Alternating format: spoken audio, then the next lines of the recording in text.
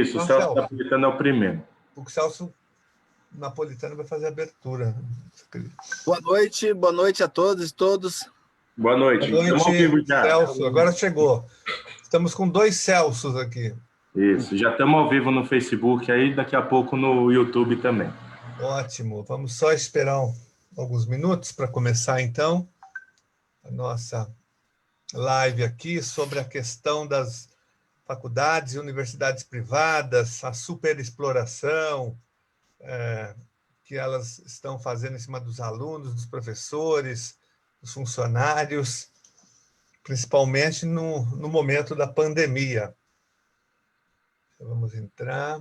Nós estamos aqui com o Celso Napolitano, que é o presidente da FEPESP, a Federação dos Professores do Estado de São Paulo, que é diretor do Simpro também, com a Raquel da FMU, do Afronte, do Movimento Afronte, do Felipe Oliveira, a Mariel. Nós estamos também aqui com o vereador Celso Janazzi, a professora Ana Luísa, o Gabriel Teixeira, que já participou de outros eventos aqui, das nossas lives, e que tem um movimento muito importante de resistência dos professores da rede particular, o Alex. Então, nós vamos, acho que já dá para começar, Celso, como que está aí o vereador? O vereador e o professor. Nosso professor Celso Napolitano.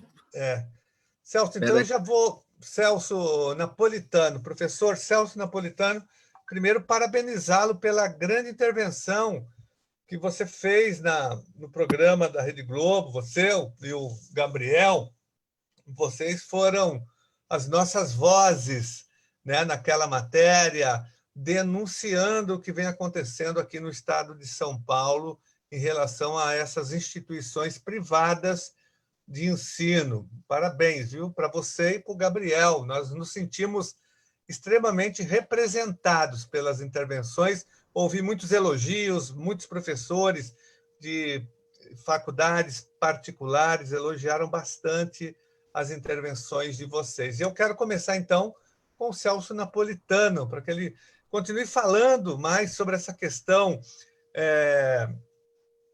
dessa superexploração das instituições, e também, Celso, que você falasse um pouco sobre essa questão da volta às aulas, que é uma questão gravíssima também.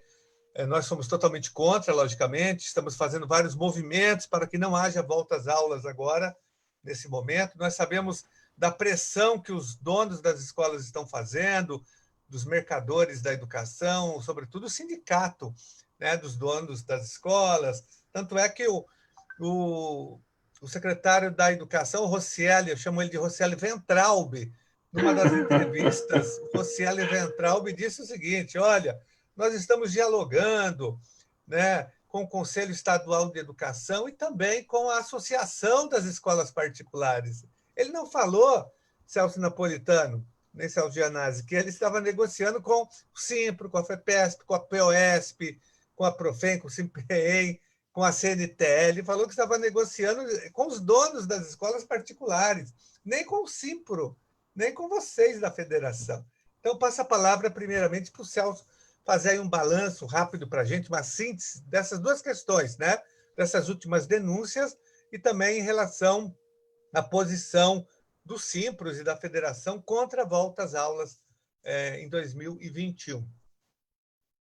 Bom, primeiramente, aí, boa noite a todos, a todas. Um grande prazer estar novamente com vocês aqui, o Carlos Janazzi, o Celso Janazzi, que agora está numa empreitada muito grande e vai ter grande sucesso nessa sua empreitada, né? A gente não pode ainda dizer exatamente o que é, mas, na verdade, ele terá um grande sucesso nessa empreitada, com certeza, porque essa cidade precisa de uma pessoa com a capacidade, o conhecimento técnico, a tenacidade e a disposição de luta do Celso Janazzi, assim como esse Estado depende muito, e a educação do Estado, a educação nacional, da atuação do Carlos Janazzi na Assembleia Legislativa, que nunca faltou aos compromissos assumidos desde o tempo em que ele era vereador, né? O impressionante é que o Carlos, sendo membro da Comissão de Educação, está tendo uma atuação destacadíssima nesse momento muito importante da possibilidade desse retorno apressado, acelerado e completamente irresponsável às aulas, que daqui a pouco a gente toca no assunto.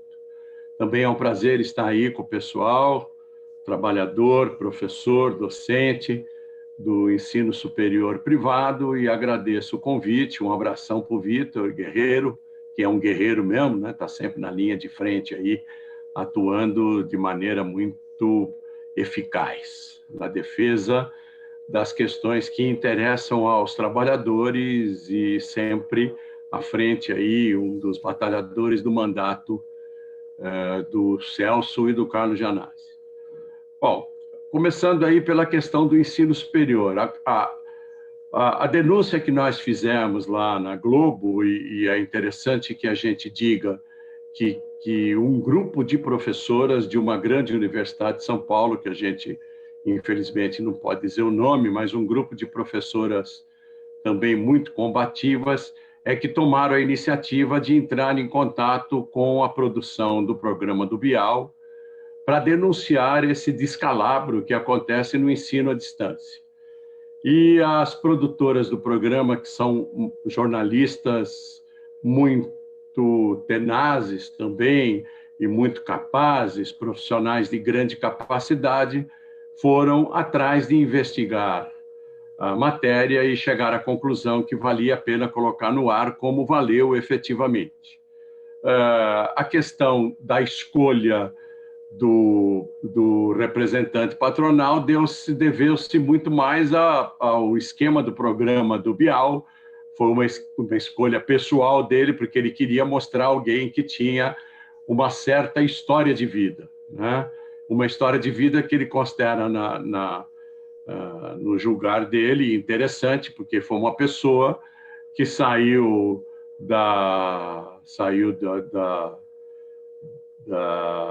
de uma situação de pobreza, né? Segundo ele, engraxate, vendedor de tomate, mexerica, laranja e tal, e chegou a ser presidente de um grupo educacional. O importante é que essa pessoa hoje, se fosse repetir a história, ele nunca chegaria a ter o sucesso que ele teve, principalmente se ele fosse um dos alunos do grupo educacional do próprio Janguier Diniz, da Ser Educacional. Se ele tivesse, ele conseguiu esse tipo de sucesso porque ele frequentou uma escola federal em Pernambuco, ele conseguiu se formar advogado e depois ele teve condição de estudar, se transformar, fazer concurso, juiz do trabalho e assim por diante. Sempre, como ele mesmo diz, empreendendo, sempre sendo um professor empreendedor. Hoje em dia, uma pessoa com a situação financeira que ele diz ter naquele momento só poderia frequentar uma universidade, primeiro que ele nunca chegaria a uma universidade federal, uma universidade estadual, porque ele não conseguiria competir em igualdade de condições. Segundo, ele só teria condições de pagar a mensalidade de um curso à distância. E vocês sabem, vocês professores que atuam, sabem muito bem que todos os alunos que estão matriculados no ensino à distância puro são enganados completamente na perspectiva de ter um ensino de qualidade e de ter uma formação que os qualifique para uma mobilidade, para uma ascensão social. Mesmo em qualquer grupo econômico desse, e na Ser, ou na Croton, ou na Laureate, etc., ele teria que ter aulas junto com 3.000, 4.000, 5.000 alunos de professores que não têm a mínima remuneração.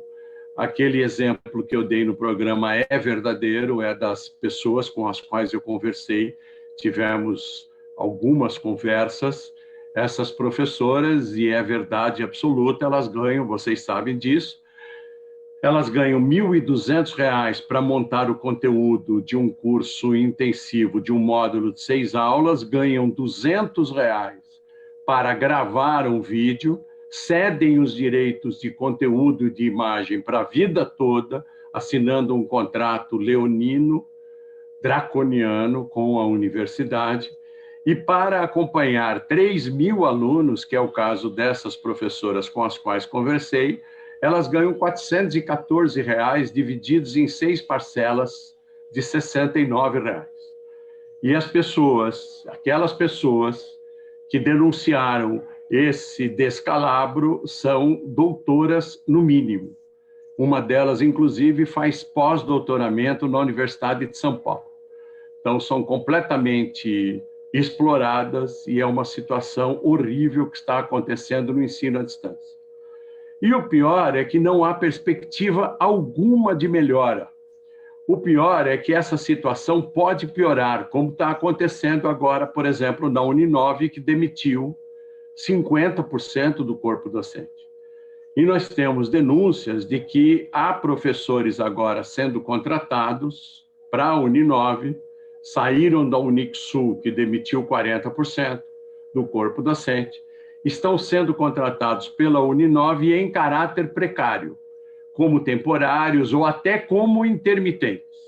E o pior é que não se consegue fazer nada, porque essas pessoas não podem ser culpadas da situação que elas estão vivenciando, porque essas pessoas precisam se manter. No mínimo, precisam ter alimentação, precisam ter algum tipo de remuneração, algum tipo de renda para poderem se manter. Isso ocorre porque, no Brasil, a iniciativa privada é garantida, a iniciativa privada na educação é garantida pela Constituição. Muita gente diz que o ensino superior privado é concessão do Estado, não é concessão do Estado, infelizmente. Nós perdemos essa batalha na Constituinte, lutamos, mas perdemos essa batalha, e é livre a exploração da educação e da saúde à iniciativa privada. Porém, ao Estado deveria caber a fiscalização da qualidade de ensino e de como essas escolas, essas organizações mercantis exploram a educação privada nesse país. Ocorre que o órgão responsável por essa fiscalização seria o Conselho Nacional de Educação, que deveria ser um órgão de Estado, porém é um órgão de governo. O Carlos Gianazzi sabe muito bem do que eu estou dizendo, porque aqui o Conselho Estadual de Educação, nesses quase 30 anos de governo tucano, todos os membros do Conselho Estadual são indicados pelos governadores. Há um projeto de lei do Carlos Gianazzi que não é votado na Assembleia, de modo a que esse Conselho Estadual se transformasse efetivamente num órgão de Estado, com indicações de pessoas notáveis, de educadores notáveis, e esse exemplo, contra o qual o Carlos vem se batendo esse tempo todo, ele é repetido na esfera nacional, e o Conselho Nacional de Educação é um órgão de governo ao invés de ser do Estado, e os membros do Conselho Nacional de Educação são indicados pelo presidente da República. Bom, imagina, essa besta quadrada que está aí na presidência da República e aquela outra besta quadrada que era o Weintraub, que estava à frente do Ministério da Educação. Imagina quem eles indicam, a quem eles estão submetidos. Então, o Conselho Nacional de Educação está recheado de pessoas ligadas aos mantenedores, ligados aos grupos educacionais, e o Conselho Nacional de Educação faz o jogo dessas grandes corporações. Se havia a possibilidade de 20% do ensino à distância no presencial, agora existe a possibilidade, aprovada pelo Conselho Nacional de Educação, de 40% do ensino à distância. As comissões de avaliação que têm a obrigação, que teriam a obrigação de verificar a qualidade de ensino, são umas verdadeiras piadas. E, bom, eu ia dizer que a culpa não é dos avaliadores, mas eu acredito que a culpa é também dos avaliadores. porque eles deveriam não se prestar a esse tipo de serviço, e eles sabem que quando eles vão avaliar uma universidade ou uma faculdade da iniciativa privada, eles sabem que as pessoas com as quais eles falam não estão lá de livre e espontânea vontade, estão lá escolhidas a dedo pelos mantenedores e mentem descaradamente, e eles não procuram informação dos órgãos de classe, não procuram informações do DCE, não procuram informações da UNE, da UBS, para saber informações verídicas a respeito da qualidade de ensino. Então, eles são enganados, e eu digo aqui que eu acho que eles querem ser enganados, estão lá para isso mesmo, por um grupo de marionetes, infelizmente professores, que são coagidos a fazer isso, e alunos que são cooptados pelos mantenedores para mentir descaradamente. Então, a gente conhece casos, vocês que estão na linha de frente sabem, casos de professores que dão 40 aulas e que declaram aos avaliadores que eles são tempo integral 40 horas. Ora, tempo integral 40 horas significa 20 na sala de aula e 20 fora da sala de aula. Na verdade, eles estão 40 na sala de aula. Não são tempo integral coisa nenhuma, eles são aulistas mesmo, dando 40 aulas. Mas eles são coagidos a mentirem descaradamente para os avaliadores e também não se pode culpá-los, porque estão defendendo o seu pão de cada dia. Então, é um círculo vicioso que ocorre e as pessoas, ao que parece, gostam de serem enganados. Ocorre que vários desses avaliadores são colegas nossos de universidades federais, de universidades estaduais, que não precisavam estar lá se prestando a esse papel. Olha, eu já falei que os avaliadores, eles são coitadinhos, mas eu já fiquei de saco cheio com isso, me perdoem a expressão. Eu agora considero que eles são coniventes com esse estado de coisas. E a educação à distância, que foi liberado completamente, que é o tal do passa-boiada do Ricardo Salles, para qualquer tipo de curso, agora está invadindo os cursos presenciais com esse 40% à distância. Então, aí a enganação é pior ainda, porque os alunos do ensino à distância pagam um ticket médio relativamente baixo, a gente fala baixo em comparação às mensalidades, mas é muito penoso para esses estudantes arcarem com essas mensalidades.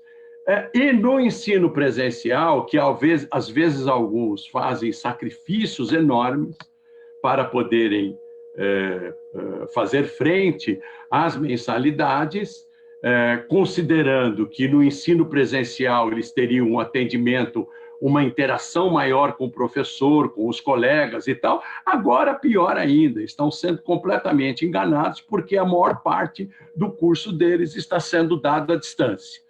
E eu vou falar outra coisa aqui. A pandemia foi a melhor coisa que aconteceu para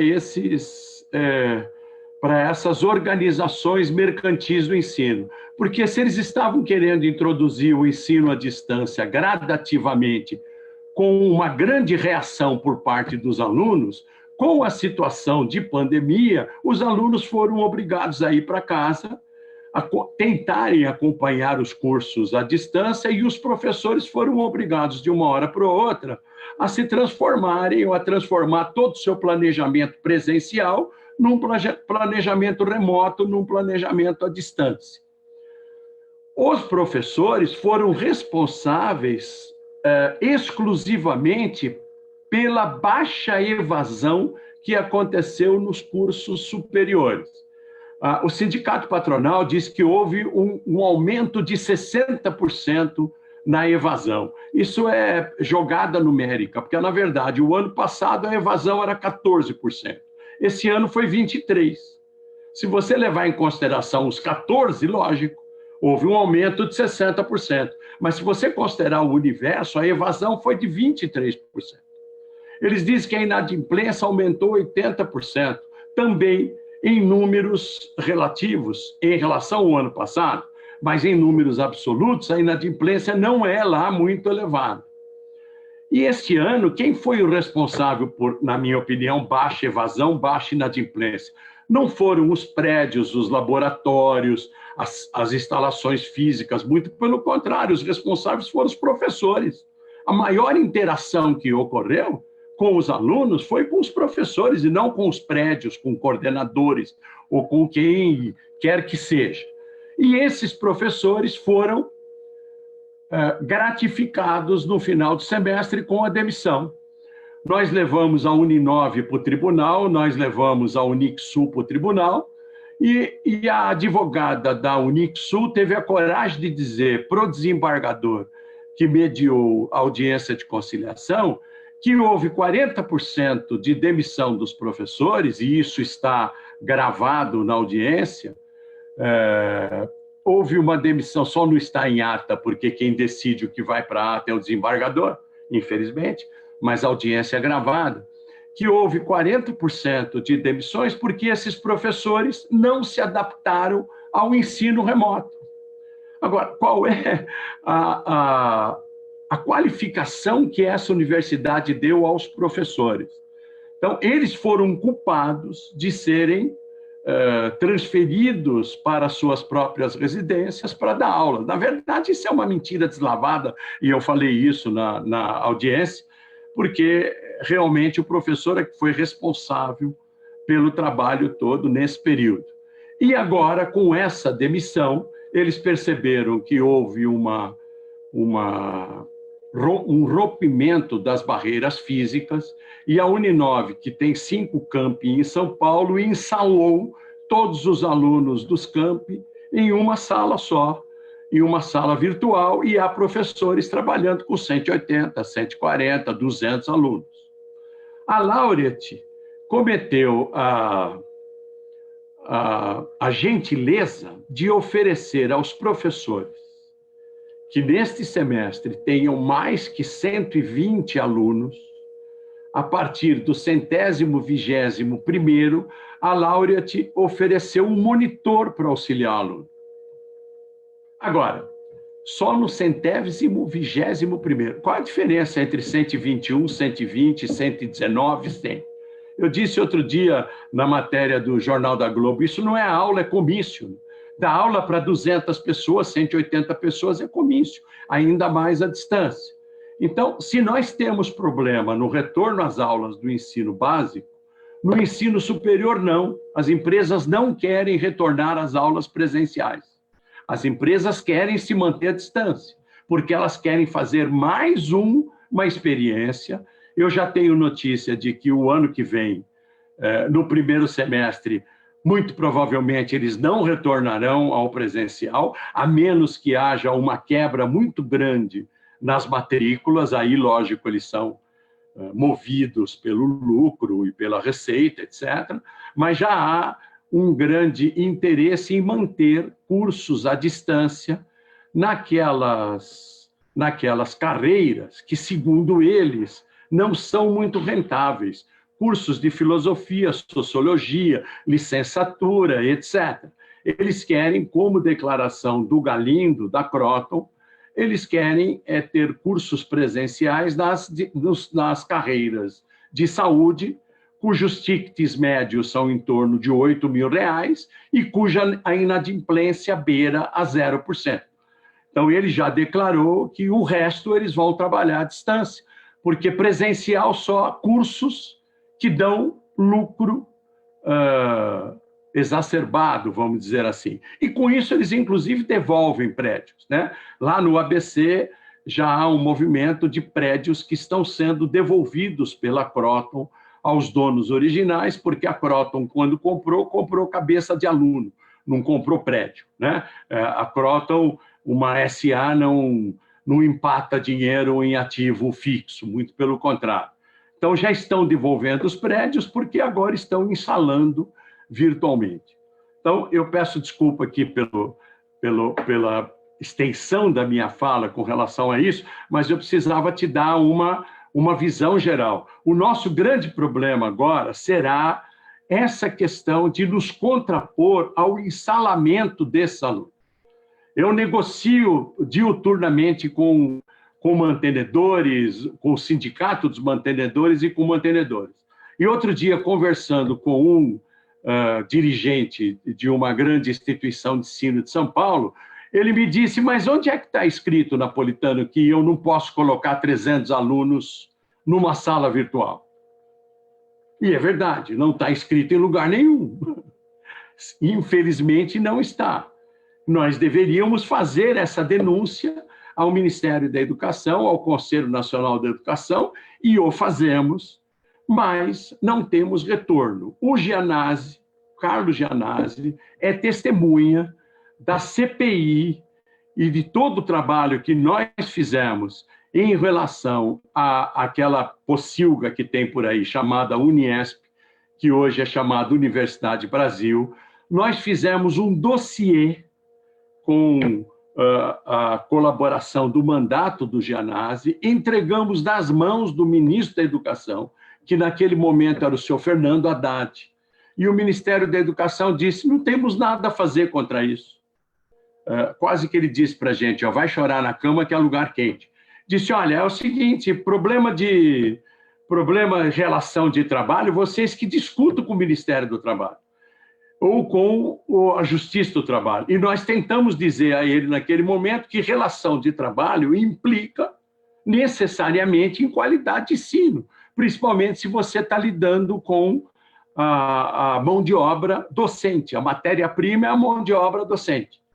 Imagina só se a Volkswagen comprasse aço de péssima qualidade, o carro enferrujaria e cairia na rua. Então, ele não viu, naquele momento, o Ministério da Educação, que estava na mão do Fernando Haddad, diga-se de passagem, infelizmente, não viu nenhuma relação direta entre precarização de relação do trabalho, e naquela época nem existia ainda a reforma trabalhista. Nós estávamos sob a égide da antiga e boa e bela CLT, né? E ele não viu nenhuma relação da precarização do trabalho com a péssima qualidade de ensino, né? Então, realmente, nós temos que fazer todo um movimento nesse sentido, junto aos alunos. Amanhã, inclusive, eu tenho uma reunião agendada com o presidente da UNE para a gente poder fazer uma discussão envolvendo professores, docentes, trabalhadores, educadores do ensino superior, com os estudantes representados pela UNE, para fazer uma movimentação, mobilização, no sentido de poder interferir decisivamente, se for o caso, nessa qualidade de ensino. Carlos, eu acho que eu me estendi um pouco demais nessa questão. Depois, se você quiser, a gente pode voltar ao caso do retorno às aulas. Mas esse descalabro do ensino superior, e eu estou trabalhando com isso direto, além de estar tentando negociar com o sindicato patronal, porque a nossa data base é 1º de março e até agora a gente não conseguiu fechar uma convenção coletiva, conseguimos impedir com que eles não rompessem esta convenção este ano. Além de fazer essa negociação, estou à frente desse trabalho todo com relação aos descalabros e às irregularidades que acontecem no ensino superior e agora neste início de semestre, com as reduções de aulas que estão acontecendo nas universidades e com a possibilidade até de demissão nesse início de semestre sem pagamento da garantia semestral. Felizmente, nós temos ainda a convenção coletiva que não foi rasgada ainda, mercê do trabalho que a gente está tendo, todos os sindicatos estão tendo em mantê-la, que garante a irredutibilidade de carga e só existe a possibilidade de reduzir em algumas questões. Porque pela nova reforma, pela nova lei trabalhista e pelo Tribunal Superior do Trabalho, o Tribunal Superior do Trabalho tem jurisprudência dizendo que se a hora-aula não foi diminuída, não houve redução de salário. Quer dizer, se você passou de 40 aulas por semana para 2 aulas por semana, o TST tem jurisprudência dizendo que não houve redução do seu salário, porque a sua hora-aula não foi diminuída. Quem segura a questão da redutibilidade salarial ainda é a nossa convenção coletiva, que a gente começou a negociar com a possibilidade de eles quererem retirar essa cláusula, e nós estamos mantendo a todo custo. Desculpa, Carlos, mas Imagina, Celso, precisava fazer esse preâmbulo todo. Napolitano, foi muito boa a sua explanação, essa síntese que você fez, essa contextualização. Aí, no final, nós vamos ouvir agora os professores e os alunos, depois o Gabriel, que é muito importante, que é da Rede de Educadores, e a gente volta para você finalizar falando exatamente dessa questão da volta às aulas, tá bom? Vamos ouvir, então, agora os professores e os alunos, depois o Celso Gianazzi também vai falar da luta aqui em São Paulo. Alex, professor universitário, em Morumbi ou FMU? FMU, Laureate. Alex. Vamos lá. Bom, boa noite a todos. Eu fui convidado aqui para falar um pouquinho da situação do processo em que eu vivi, mas, enfim, que é um processo que ocorre em toda a universidade da FMU, né? Mas eu queria, antes de iniciar a fala, até mesmo porque ela, de algum modo, dialoga com o que o Celso já colocou, dizer que a ideia aqui não é somente denunciar a precarização do trabalho e a redução da qualidade de ensino, que isso é evidente que está acontecendo, tá? Eu quero deixar bem claro que essas consequências, elas impactam em toda a sociedade, porque na medida em que a gente está precarizando o trabalho do professor, o ensino está sendo prejudicado, o aluno está sofrendo essas consequências diretamente, mas a sociedade vai receber esses aspectos negativos através dos anos, né? Você imagina os dentistas que essas universidades formarem, os educadores, educador físico, administrador, economistas. Vocês imaginam a qualidade desses profissionais sendo formados sobre essas condições de ensino, dos quais os professores não têm responsabilidade, porque a estrutura é que tem imposto a eles uma dificuldade de trabalhar e, logo, isso vai impactar na sua qualidade do ensino, né? Como que isso aconteceu na Laureate? Eu vou tentar ser breve aqui e assertivo, né? Desde que a Laureate entrou na FMU, ela vem fazendo mudanças constantes semestralmente, né? Inicialmente, essas mudanças começaram com redução de direitos. Objetivamente, foi redução de horas que o professor tinha para fazer monitoria, que o professor tinha para fazer orientar estágio, e orientação de PI, e essas atividades, montagem de aulas, e ele deixou de receber essas horas. Então, essa foi, inicialmente, ela já começou fazendo isso, né? Mas depois ela começou a se aproveitar de brechas no regulamento, como o Celso citou aí, fazer malabarismos formais, inserir atividades complementares para ocupar carga horária, e aproveitar da própria conjuntura econômica, de crise e de aumento do desemprego, para inserir o seu modelo de negócio, que é o modelo de precarização do professor, né? Então, na sequência, ela já reduziu a carga horária de 4 horas para 3 horas a aula. Então, isso, aparentemente, é pouco, mas você reduz 1 hora em 4, você está reduzindo em 25% a carga horária que o aluno recebe. E, consequentemente, a carga horária que o professor recebe também. Então, a remuneração caiu na mesma proporção, 25%, sendo que o conteúdo que ele tem que dar é o mesmo. Então, ele tem menos tempo para dar o mesmo conteúdo, logo ele vai dar de maneira mais superficial e vai receber menos por isso, né? Para não dizer os reflexos sobre as demais verbas, no sentido de DSR, adicional noturno, e isso foi tudo cortado, tá? Veja, se você, ao mesmo tempo, ela também fez o seguinte, ela mudou a grade das disciplinas, colocando 20% das disciplinas em EAD. E disciplinas, é importante frisar isso, disciplinas absolutamente importantes para um curso. Disciplinas essenciais. Eu era da área de economia, não é? Disciplinas do tipo ciência política, sociologia, saíram todas do programa formal do curso. Como você forma um cientista econômico, uma área das ciências humanas, sem essas disciplinas, não é? Então, veja, você diminuiu a carga horária e diminuiu a quantidade de professores presenciais. Com isso, a universidade teve a oportunidade de demitir um monte de professores, e aí a gente teve a primeira leva de demissão, que foi lá em 2017 para 2018, 250 professores demitidos em um semestre, né? E veja, a situação de desemprego era tamanha que os professores ficavam sem o poder de negociação, a própria classe perde isso, né? Mas isso não parou aí.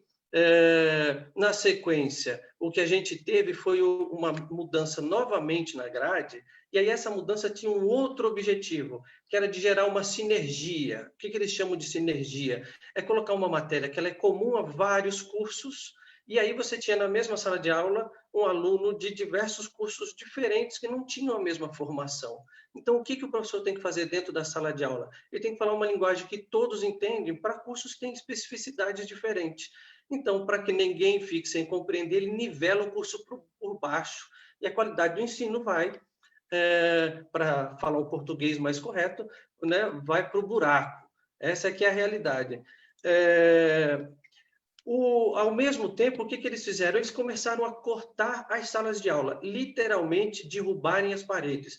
Os alunos podem testemunhar isso, basta vocês ir aos prédios da FMU para vocês verem. Eles quebraram as paredes, você que dava aula para 50 alunos, eles quebram uma parede, colocam uma lousa maior e automaticamente eu passei da aula para 100 alunos, 120. Então, olha o cenário que eu queria deixar bem claro para vocês. A gente passou a ganhar menos, trabalhar por menos tempo para dar o mesmo conteúdo, trabalhar com salas muito maiores, com 100, 120 alunos, sem nenhuma condição, inclusive acústica. Não tinha um semestre que eu não ficava com a minha garganta infeccionada. Então, as condições de trabalho eram absolutamente terríveis, né? Mas quando a gente já imaginava que esse modelo ia, esse ajuste quase que de subemprego do professor, eles começaram a fazer o quê? Trocar professores antigos que recebiam a hora-aula anterior e recontratar professores para fazer a mesma função ganhando menos. Isso, do ponto de vista de trabalho, tem que ser discutido, porque duas pessoas numa mesma empresa fazendo a mesma atividade, recebendo remunerações diferentes, isso está errado, isso tem que ser denunciado, não é? Desculpa, Alex, pela lei da reforma trabalhista pode. Agora pode. Pode. Pois é. Desde final de 2017. Esse que é o grande problema. Então, aí, veja, você colocou... o desemprego está imenso dos professores, porque o próprio sistema foi colocando professores na reserva, não é? E os professores que estavam lá eram semestralmente demitidos e outros contratados aceitando a redução da carga horária. O que parecia trágico foi alavancado, e aqui eu termino para não ser tão mais trágico quanto estou sendo, mas é porque essa é a realidade do ensino, veio a pandemia, não é? E aí você teve o quê? O processo de virtualização do ensino, e que agora você já não tem nem sequer restrição física dos 150 alunos em uma sala de aula. Você coloca 300, 400 para o professor dar aula dentro da sua casa, você utiliza agora o capital, é a casa do professor, a energia elétrica dele, a internet dele, para ele dar aula para um aluno com 100 alunos no chat. Você imagina como que é uma atividade de avaliação, você não avalia mais nada, não é? Logo, a pergunta que eu queria deixar aqui para que a gente discutisse é qual que é o limite desse processo? Quando ele começou cortando hora, depois redução da carga horária, e depois foram demitindo, trocando professores, agora já essa virtualização até onde isso vai parar? Até onde a sociedade civil ou o poder público tem que continuar silenciado, ou até onde a gente tem que utilizar-se dessa angústia para, de algum modo, se mobilizar e se opor a esse desmonte do ensino superior. Obrigado. Muito obrigado. Tá ouvindo? Alex, muito obrigado pela sua intervenção. E você deixou uma pergunta no ar importante, né? Até onde vai isso? Até onde vai essa barbárie educacional? Eu diria que até o momento em que haja controle disso, o instrumento, o Estado tem que controlar, mas nesse momento a nossa luta tem sido no sentido de pressionar o governo a colocar limites, porque, infelizmente, esses grupos econômicos têm lobbies, no Congresso Nacional, no Judiciário, no Executivo, né? E eles acabam dando a linha. Mas a gente vai voltar nesse tema. Agora a gente vai ouvir os alunos, alguns alunos, depois nós voltamos com os professores. Eu queria ouvir a Raquel, que é aluna da FMU. Raquel, como que está sendo o impacto dessas mudanças todas, dessa superexploração dos professores, que logicamente atinge vocês também? Como que é o impacto para vocês? Oi, Carlos, tudo bem? Obrigada de novo pelo convite. Nosso Alex, eu fui muito contemplada pelo que o Alex falou, ele foi muito certeiro exatamente no que a gente está passando, né? Nas consequências que a gente está passando nas salas virtuais hoje, né? Eu mesma já presenciei, eu sou aluna de estatística, né, na FMU, eu faço, por exemplo, uma disciplina importantíssima, que é cálculo aplicado, numa sala virtual que ultrapassou 120 alunos na segunda-feira passada, né, esse feriado. Agora me diz, como você tira uma dúvida? O professor, primeiro, que ele está falando, transmitindo conteúdo, mas ele não consegue acompanhar um chat que tem 120 alunos falando, ele não consegue seguir o raciocínio e ouvindo as pessoas falando, pedindo as dúvidas, e ao mesmo tempo tendo que parar para atender um outro, isso é impossível. Ou seja, isso é impossível, ele está lá fazendo o malabarismo para ter que fazer a aula virar uma palestra. É isso que acontece, né? Então, além disso, tem todo o descaso de a pandemia deixou várias pessoas empregadas, não há qualquer tipo de flexibilização de você ter uma mensalidade reduzida, mesmo com a gente estando em casa, pagando internet, assistindo as aulas virtualmente. Então, as pessoas muitos alunos estão com sérias dificuldades para pagar as mensalidades devido ao desemprego, enfim, a toda a questão que a gente está vivendo no nosso país.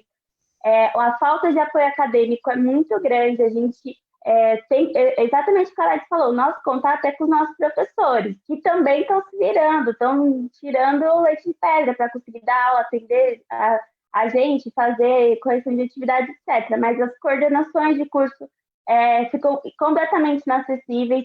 No meu curso, por exemplo, a gente teve contato uma vez com o nosso coordenador esse semestre e ele chegou falando que a nossa grade da estatística tinha mudado completamente e várias disciplinas importantíssimas para a nossa formação viraram EAD a partir de agora. E não é só EAD por conta da pandemia, é EAD para sempre. Né? E a gente, assim? Como a gente vai ter tantas disciplinas importantes EAD e você comunica a gente assim? A gente pagou por outro curso, a gente pagou por um curso presencial, a gente paga a mensalidade de um curso presencial. Então, são várias violações, assim, um desrespeito completo com os próprios alunos também. E tudo isso são consequências que nós sofremos, os professores sofrem, e que a instituição não dá qualquer tipo de apoio, qualquer tipo de resposta. Para ser breve, eu acho que os meus colegas também podem me complementar, tem várias realidades. Eu, por ser de um curso, de um determinado curso, de exatas, eu acho que a qualidade de ensino, assim, é muito, muito precária. A gente, na verdade, está comprando mesmo um diploma, né? Como é que você vai aprender nessas condições? Mas, infelizmente, a gente está lutando para ter a qualidade de volta e para também defender os nossos professores, para a gente também estar unido, né? Eu acho que isso é fundamental. E ambos os lados estão sofrendo muito. E tenho certeza que meus colegas também podem complementar com outras realidades que são todas muito próximas, né? Eu acho que tudo isso é conjunto, demissão em massa, para a gente ter a EAD, para as aulas de EAD serem de péssima qualidade, para a gente não ter uma formação que seja, inclusive, competitiva para nós mesmos, entende? Eu acho que muitas vezes a gente tem que falar nesses termos, infelizmente, com os alunos, para que eles se liguem de que eles estão sendo prejudicados, sim, né? Mas é tudo uma bola de neve que começa com a demissão em massa, que implementa o EAD para os alunos e que quando os alunos vão fazer as aulas, eles não têm nenhuma assistência, é isso. Estão ali simplesmente para assistir e subir uma atividade no final do semestre, né? Essa acaba sendo a formação que essa faculdade está dando. Agora, eu repito o que o Alex falou, né? Que profissionais estão formando, né? Eu me sinto prejudicada. Que profissional se eu não correr atrás de outras coisas, e fica no individual, né? Você não depende da faculdade ali para te dar esse apoio. Então, para concluir, fico também à disposição do Carlos, do Celso Napolitano, dos professores, para que a gente puder fazer de mobilização. Tem muito estudante indignado, eu acho que realmente o nosso desafio é a gente conseguir unir forças, né? A gente conseguir mobilizar, a gente conseguir fazer algum barulho para além do que a gente está fazendo. E agradeço também toda a ponte que o Gabriel, que o Celso fizeram na Rede Globo. Também participei lá de uma matéria do Jornal da Globo, acho que foi fundamental mesmo para a gente dando certo, temos que seguir denunciando. E fico aqui sempre à disposição para a gente, enfim, organizar a luta mesmo. Obrigada. Obrigado, Raquel. Você colocou um negócio também, uma questão importante, que no meio do jogo eles mudaram as regras, né? No meio do processo. É um absurdo isso. Eu queria vamos ouvir mais alguns alunos. Aqui tem alunos da Unip, um aluno da Unip que não vai se identificar por uma questão até de segurança. É isso, Vitor? Quem que é aluno? Mais aqui, aluno da Unip. Olá, boa noite. Boa noite. Então, eu tenho algumas coisas para falar e eu vou tentar ser o mais breve possível. Eu vou começar falando que houve a nacionalização de uma das nossas matérias. Todos os alunos da Unip dessa matéria, do Brasil, estão colocados na mesma sala de aula com um único professor. Isso aconteceu em uma aula, que foi no início do semestre, e desde então a gente não está tendo mais aula de segunda-feira. Simplesmente aconteceu que não tem mais aula e a gente fica sujeito ao que está acontecendo com a educação à distância. Esse ponto da nacionalização da aula é bastante importante porque nele a gente consegue ver, por exemplo, que o acesso ao professor, que já é limitado à aula do Zoom, por exemplo, ele fica ainda mais intenso, digamos. A gente não tem como falar com o professor por chat. A única intervenção que pode ser feita é com áudio e isso acaba gerando várias consequências, porque isso tira do tempo da aula, isso atrapalha na relação que outros alunos têm com a aula, pode surgir devaneios É só igual uma aconteceu na pergunta: primeira quantos aula. alunos estavam nessa aula nacionalizada? Eu não sei o número exato Tá, nessa aula nacionalizada, mas a gente pode chutar de 400 para cima. certo. Nossa. Foi o que eu vi no chat um pouco antes de sair da aula. Uhum. O professor ele fica ainda mais inacessível Tem nesse sala ponto. nacionalizada com 2.000 estudantes. É mesmo? E no chat mesmo, a gente não tinha, por exemplo, uma discussão saudável. Os alunos eles estavam extremamente hostis uns com os outros, pedindo silêncio, pedindo calma, e vira essa coisa bagunçada. A aula deixa de ser uma aula e se torna uma dinâmica de competitividade para ver quem consegue se concentrar mais. E isso acontece isso acontece especificamente no contexto da aula nacionalizada. Em todo o resto, os problemas eles são mais gerais. A gente tem problemas de natureza prática, como problemas de internet dos professores, que ficam, às vezes, uma hora e meia, tentando resolver os problemas com os computadores para conseguir dar aula. A gente tem uma menor interação entre os colegas, e quando existe alguma interação, ela acaba sendo bastante hostil também. A impessoalidade da experiência, ela barra como que a gente vai desenvolver esse assuntos importantes de caráter de desenvolvimento social, por exemplo, eles ficam limitados à interpretação que o aluno faz sozinho. Existe uma pouca falta de discussão dos temas específicos, não só para atender o tempo, mas também para conseguir deixar o mais genérico e claro possível. Então, a gente não tem, por exemplo, discussão de temas importantes de caráter social e científico, por exemplo. O aluno ele fica limitado e isolado à sua própria tela. E existe o monólogo do professor. Então, a gente não consegue, por exemplo, fazer uma intervenção de maneira eficaz. A gente fica sujeito ao que pode ser feito nesse momento. E são por motivos óbvios, é claro. E pensando no que o Celso disse, que a gente vai ter um aumento de 40% nas aulas em EAD, e somando com o que o Alex disse sobre o maior número de alunos numa aula, aulas da Unip tem 120 alunos desde o primeiro semestre de 2018, por exemplo. 120 para mais. Vai diminuindo gradativamente, isso quando não somam as turmas de uma aula só, e houve a demissão em massa de professores. Nesse contexto da pandemia, os alunos peronistas em específico não foram informados sobre a situação da renovação de contrato. e bastam acreditar que suas bolsas seguem vigentes. Então, a gente não sabe, por exemplo, se os alunos prounistas eles precisam assinar o contrato, não precisam assinar o contrato, não foi informado, nada chegou para a gente. E eu, dizendo da posição de um aluno da Unip, em relação à minha classe, por exemplo, eu não consigo compactuar com o que a Raquel disse sobre a revolta dos alunos. Os alunos eles estão engolindo seco e aceitando simplesmente. Ou a gente tem aula ou a gente não tem. Fica essa coisa de compra de formação. E a gente fala, bom, se a gente não ter aula, o que vai ser feito? Mas é isso. Obrigado.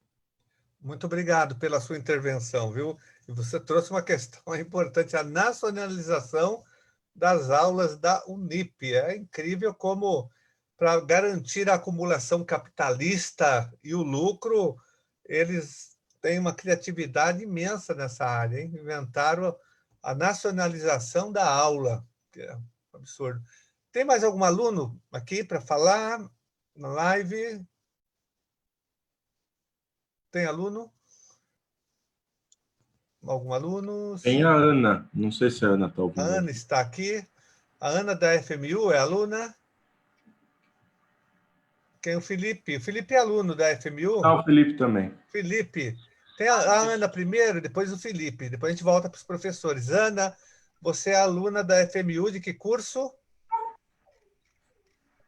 Primeiramente, eu queria agradecer pelo espaço que vocês estão disponibilizando para a gente conversar sobre o que a gente tem enfrentado dentro de uma universidade privada, tanto a FMU quanto a Unip. Eu sou estudante de Ciências Sociais da FMU. Trago aqui alguns problemas, né, sintetizados, que a gente tem enfrentado desde o segundo semestre, outros problemas decorrentes da pandemia, mas um deles que eu anotei aqui são as salas de aula superlotadas por conta do carrossel. Dentro do curso das Ciências Sociais, não só das Ciências Sociais, mas outros cursos de educação, há uma evasão muito grande, né? Não tem muitos alunos para formar turmas. Então, o que a FMU fez? Ela acabou juntando alguns semestres de Ciências Sociais com alguns de Geografia, com alguns de História, e aí, nesse semestre de pandemia, a gente tem um semestre de Ciências Sociais, sexto semestre de Ciências Sociais, junto com uma sala de sexto semestre de História, junto com a sala de Geografia de quarto semestre. São cursos dentro da área de humanas, mas como que eu posso dizer? Tem déficit, né, de atenção por conta de uma turma estar em quarto semestre, outra turma está em sexto semestre. Então, a gente tem enfrentado esses problemas. Não são salas tão lotadas quanto vocês estavam abordando aqui agora há pouco, tem 60 alunos, mas mesmo assim é muita coisa, né? E esse carrossel, ele vem prejudicando a gente todo semestre. Todo semestre a gente tem dificuldades por conta desse carrossel, a gente pede para o coordenador para ele avisar antes da gente fazer a rematrícula, se vamos continuar no carrossel, se a gente vai pular um semestre, se a gente vai pular 2 semestres, se a gente vai retroceder. A gente nunca sabe, a gente só sabe quando chega no primeiro dia de aula que o coordenador manda falar, então, nesse semestre. É assim que acontece esse carrossel. Não é uma coisa dialogada entre alunos, então, E também tem a questão das mensalidades, né? Durante a pandemia, muitos deles ficaram desempregados, e a FMU ela não deu nenhum aparato para esses alunos, né? Os alunos acabavam se endividando, desempregados, não tinha opção, a não ser trancar a matrícula, trancaram, depois tiveram que negociar, até para fazer a negociação, depois alguns que quiseram voltar, foi bem complicado. Então, são esses problemas pontuais que a gente tem tido. E também outro problema no curso de Ciências Sociais nesse semestre, principalmente, por conta do carrossel, a FMU colocou a disciplina de Antropologia e Cultura Brasileira como EAD, sendo que Ciências Sociais, qual é a base das Ciências Sociais? É Antropologia, Sociologia, Ciência Política. São disciplinas que deveríamos ter aulas junto com o CIAL e não por EAD. E, enfim, são esses problemas, mas são os problemas do que a gente vê da educação como mercadoria, né? A educação na mão dessas instituições, e é isso.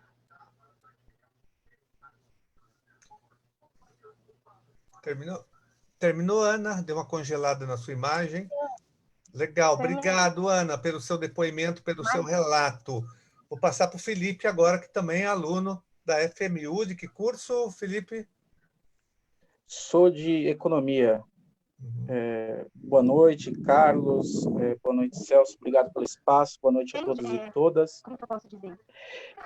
Eu acho que pelas falas anteriores, a gente tem a dimensão do fosso que a gente estamos. Porque alunos e professores trazendo problemas de lugares diferentes e problemas diferentes. Então, é difícil, normalmente, numa fala posterior, que você não contemple o que foi falado. E eu vejo que os alunos, os colegas meus, estão trazendo problemas diferentes, o que mostra a complexidade do que a gente está vivendo. Eu entrei na FMU em 2016, e em 2016, ainda o nome laureate ele ainda não se fazia presente, vamos dizer assim, para os alunos, né? Embora a gente sabia por alto que a FMU havia sido vendida.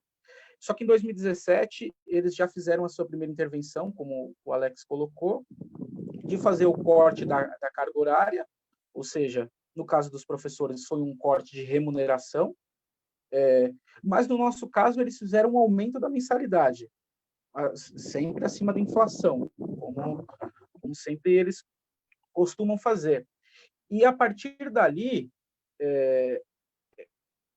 me parecia, naquele primeiro momento, e em 2017 eu até participei de uma intervenção que o Carlos Gianazzi fez na Alesp, também sobre essa questão, e a partir dali a gente tinha como pano de fundo que a crise econômica era a tônica dessas mudanças. E, passado esse tempo, o que escancara, e acho que fica claro que não é a pandemia que traz isso, é que, na verdade, a precarização do ponto de vista do trabalho dos professores e da educação por parte dos alunos é um projeto claro, um projeto determinado, em que os dois atores principais, que são professores e alunos, e é isso que faz uma universidade. A universidade, o que faz ela, não é a rentabilidade dela, é o quanto professores e alunos trabalham de uma forma unida em prol de algo maior, como o Alex falou. A gente não está lidando, de fato, com somente um processo de formação. A gente não está formando só profissionais. As pessoas têm que entender que 4 anos da vida da gente dentro de uma faculdade, ela muda muita coisa. Os alunos entram com perspectivas, com sonhos, com oportunidades, e dentro desses anos que vem passando na FMU, eu vejo que a universidade a faculdade tem jogado os meus sonhos no lixo, e isso de maneira proposital. Então, a gente teve diversas mudanças, eu particularmente passei por cerca de 4 ou 5 mudanças de grade no curso. Você tem uma deterioração da qualidade do ensino, ao mesmo tempo que você corta matérias essenciais, como o Alex colocou, você necessariamente você não está justificando do ponto de vista de conteúdo e de qualidade esse corte. O chamado EAD, ele, na verdade, dentro desse mundo da qual eu vivencio, ele acaba sendo um tempo que você justifica Bom, para um exemplo concreto do que a gente está falando, a FMU dava 88 horas aulas presenciais, diminuiu isso para 66 presenciais, e as cargas horárias maiores ela colocou para o EAD, como bem o Celso Napolitano falou, com o regulamento debaixo do braço, vamos dizer assim.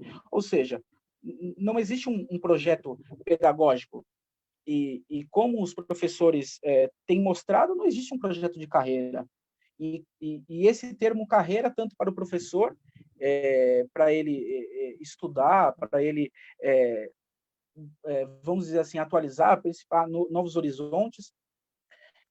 Alunos, colegas estão falando da questão do ensalamento, e isso é gravíssimo, porque, veja, a gente não está falando de, como a colega colocou, um aluno de geografia, história e ciências sociais numa mesma sala. Num primeiro momento, isso parece interessante do ponto de vista da interdisciplinaridade das coisas. Então, olha, a gente tem pessoas e a gente troca, isso são coisas diferentes. Mas não é isso.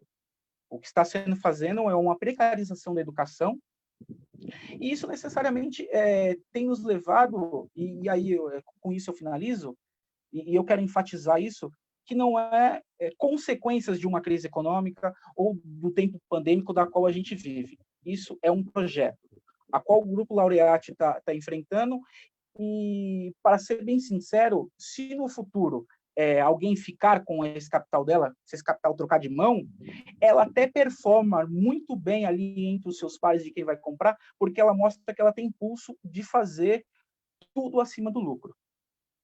Eu queria encerrar com isso e agradeço o espaço e a luta presente. Obrigado.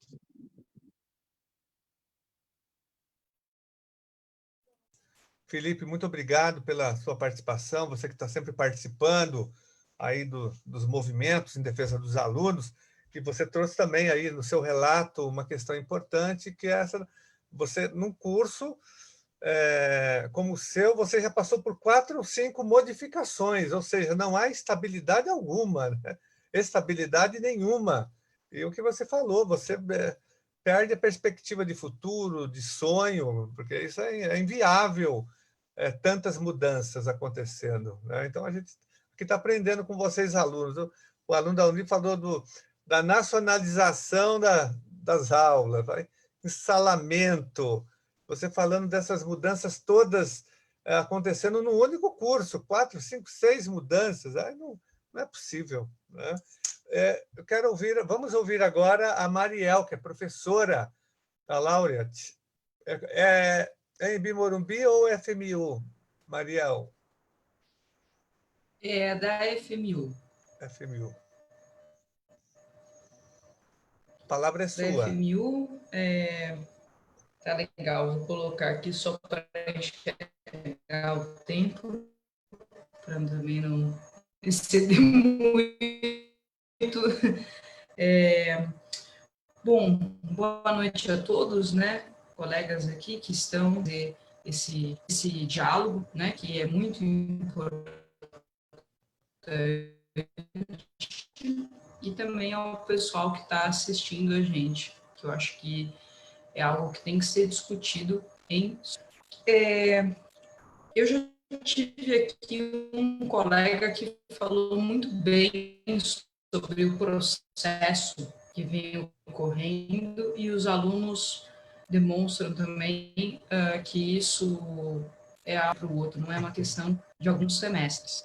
Então, eu gostaria de trazer, para não me prolongar muito, né, na coisa, um relato um pouco mais atual, de quem realmente ainda está dentro da corporação, de quem faz essa mudança das aulas presenciais para as aulas síncronas, mas eu gostaria de considerar algumas coisas, como o professor Celso Napolitano falou, a questão da instituição, né, como que isso está armado, como que isso ajuda, de certa forma, a termos o cenário que temos hoje, né, como que nós estamos nos edificando, de certa forma, como em termos de educação, no ponto da educação, no país, porque a gente está falando aqui de instituições que abrigam muitos alunos,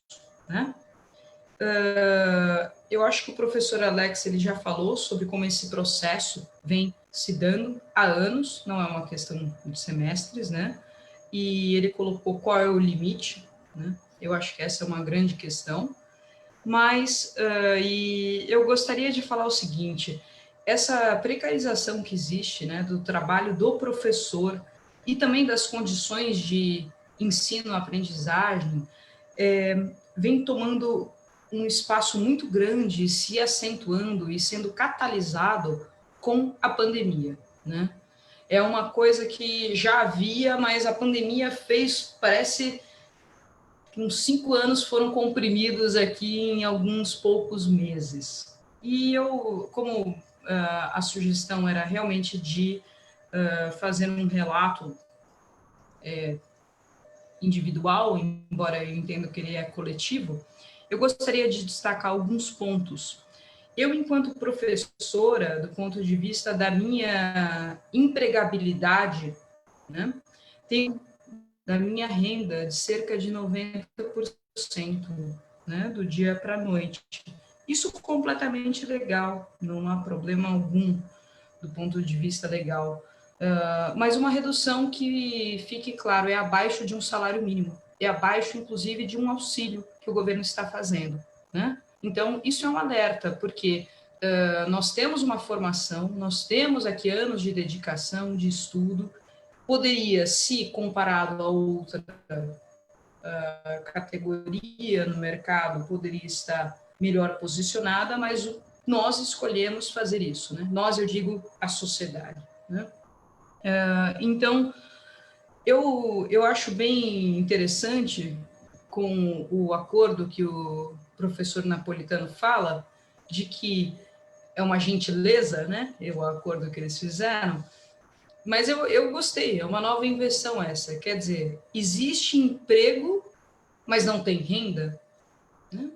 Isso é muito interessante, é uma nova modalidade, devia entrar para os livros de economia, né? Então, isso daí é uma questão. Você mantém o emprego, mas não mantém a renda. E uma renda que é abaixo do salário mínimo, abaixo, inclusive, de um benefício concedido por um governo em pandemia. Isso para um professor, que a gente sabe que professores, né, devem fazer trilhão acadêmico e são anos de dedicação, certo? Como que isso fica?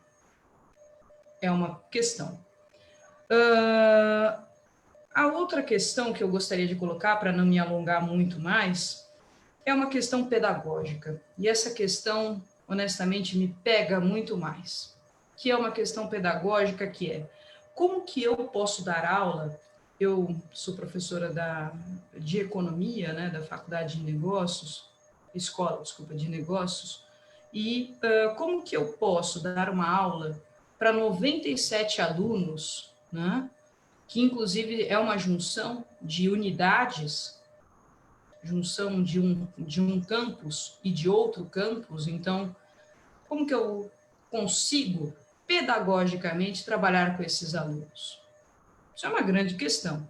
Eu já estou recebendo menos do que um auxílio emergencial. Eu estou com 97 alunos, da qual a única coisa que já me fazia, vamos relembrar para a gente não ficar numa questão da pandemia, que a remuneração que nós temos, professores, perto de outras posições que nós poderíamos ocupar no mercado, é completamente fora, né, do seu nível.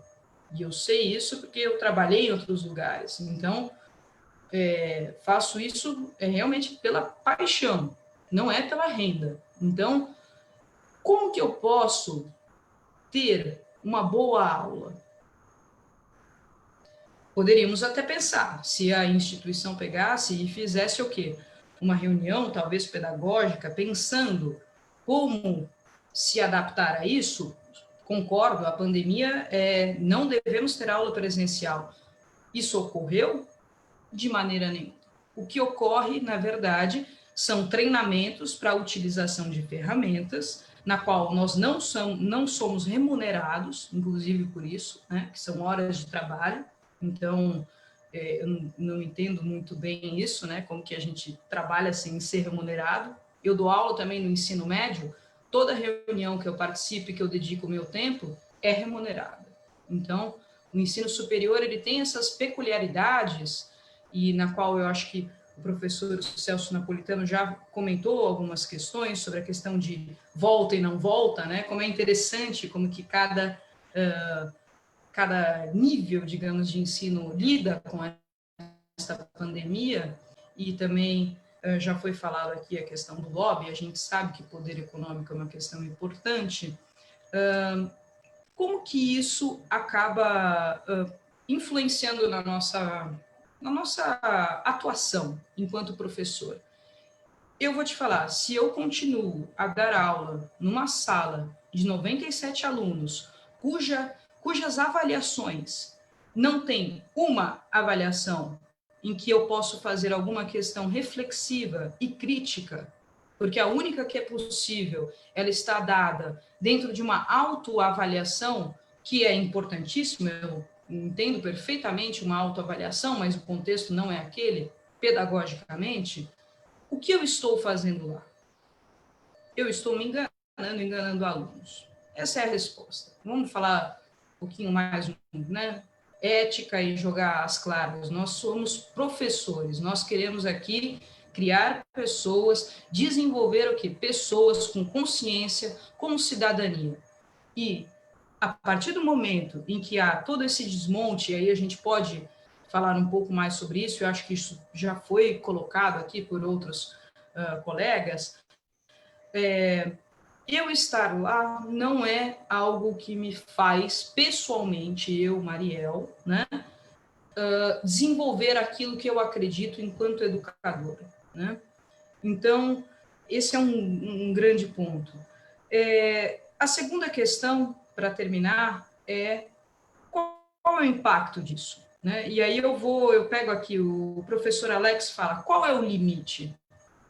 E aí o professor Napolitano falou, de fato, institucionalmente, aonde está escrito que não pode ter 300 alunos? Não está escrito, pode ter 300 alunos. E, de fato, pode. E tudo isso é feito nos meandros institucionais, jurídico-políticos, né, completamente legais. Então, eu acho que as questões que eu coloco aqui são, primeiro, a questão da privatização, quando a gente coloca, que na verdade estão ligados, na verdade, a questão da privatização, quando a gente põe a educação numa lógica da acumulação de capital, como que isso se perpetua? Se perpetua desta forma que nós estamos vendo aqui os relatos.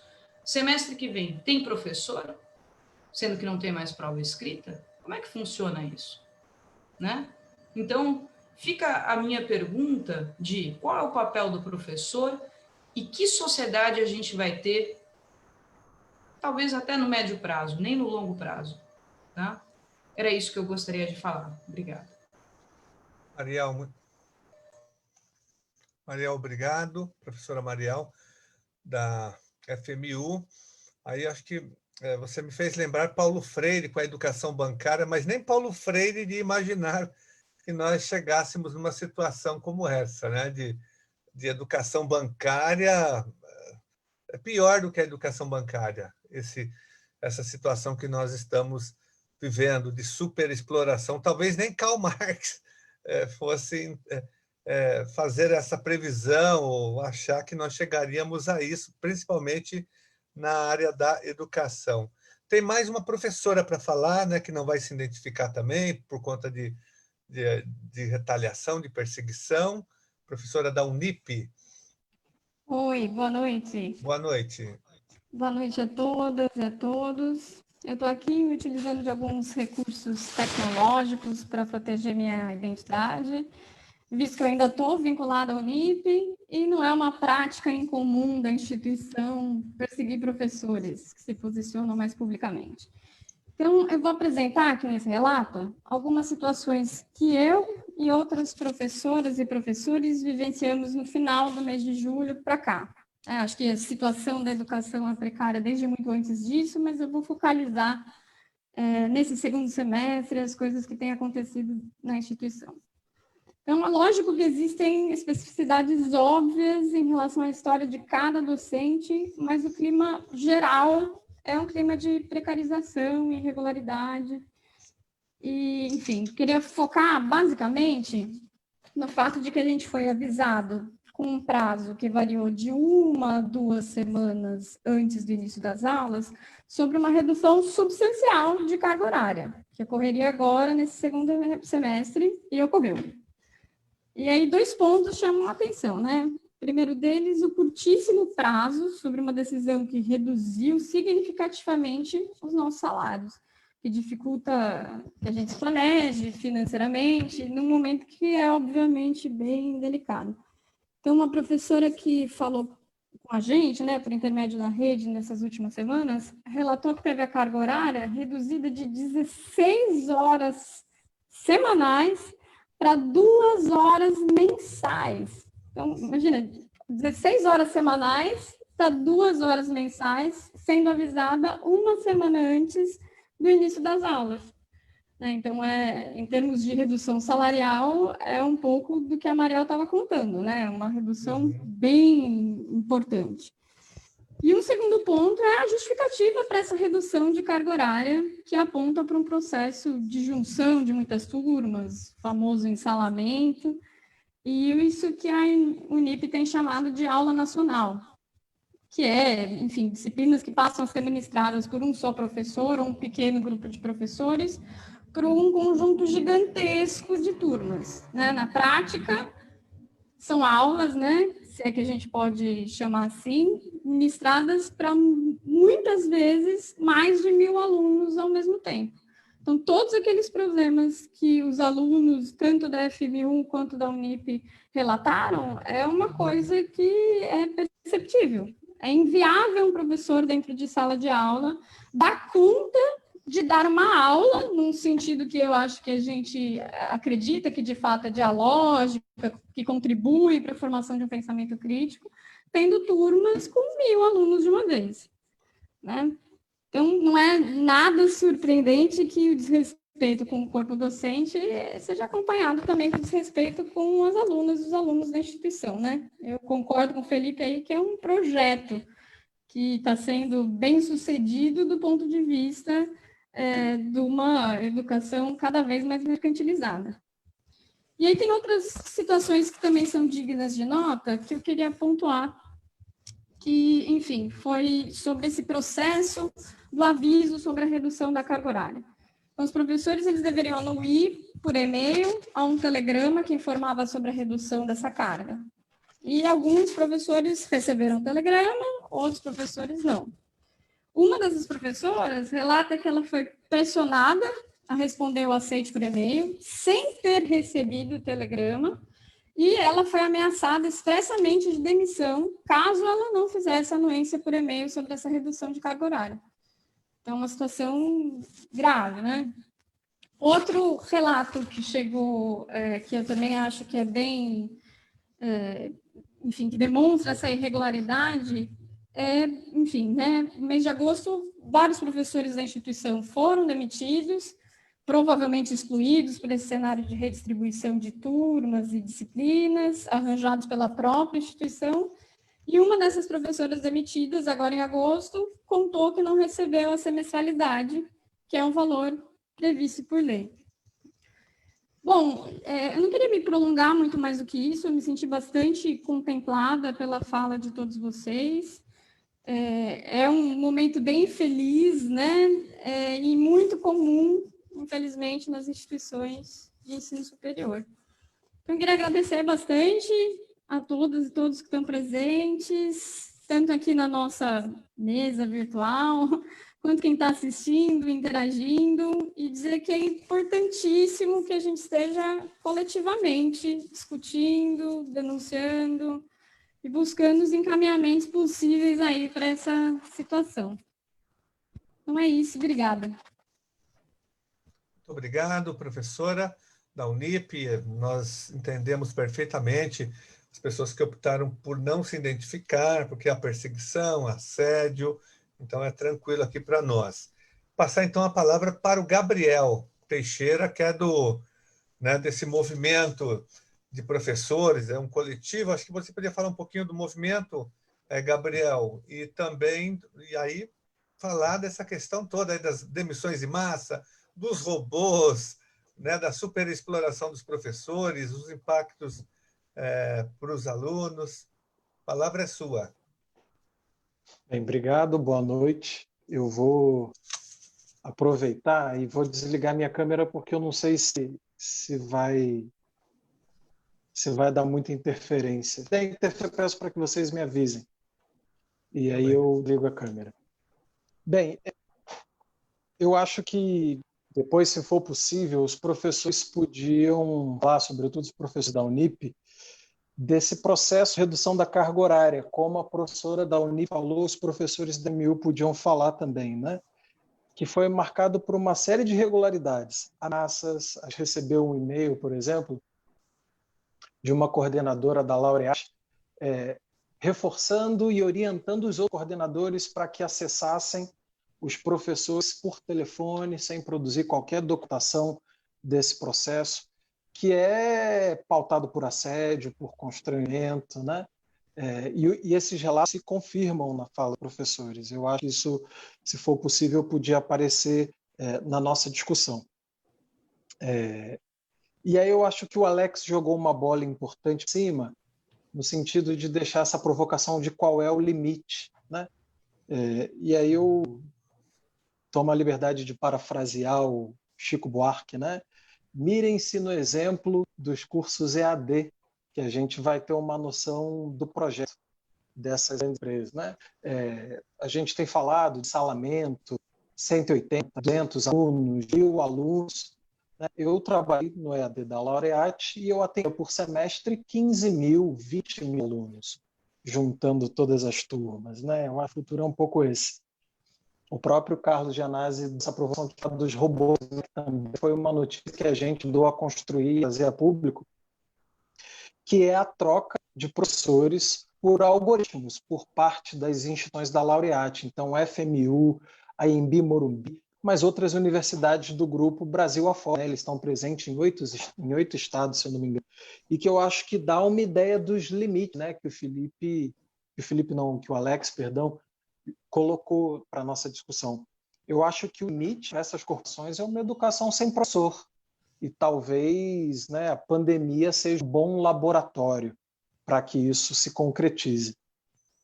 Porque a gente começa a ensalar, bota 2.000 professores, bota 2.000 alunos por professor, bota professor para ficar em tarefas meramente burocráticas, quase que de call center, respondendo ali 700 alunos por dia, que ele tem que bater. Enquanto isso, os alunos são corrigidos e avaliados por robôs. Isso já está acontecendo, isso é uma realidade no Grupo Laureate. O professor Celso Napolitano certamente acompanha essa discussão. A adoção de algoritmos já é uma realidade no Grupo SER, do Janguier Diniz, né? E também já é uma realidade sob avaliação no SENAC, no SENAI, no Sistema S. O professor Celso Napolitano certamente tem acompanhado essa discussão. Né? Então, se a gente se mira no exemplo da Laureate, a gente já tem um horizonte muito claro dos projetos de educação dessas grandes empresas que, em última instância, é educação sem professor. O que vai restar para a professorada, que sendo demitida em massa, vai ser uns postos de trabalho utilizados aí, fazer um conteúdo aqui e ali, um livro, gravar mais aulas. O professor Celso cita a formação de professoras doutoras, doc, ganhando R$1.000, R$1.200 para produzir aula. Eu já recebi proposta de R$700 para produzir conteúdo, aula didática, banco de questão e vender meus direitos autorais por, sei lá, 70 anos, por R$700. É isso que vai ter de vaga de trabalho para professores e professoras, sobretudo agora, a partir da pandemia, quando esse modelo do EAD híbrido, remoto, semipresencial, eles dão um monte de nome, né? Mas ele se consolida agora. Esse laboratório da cria isso, né?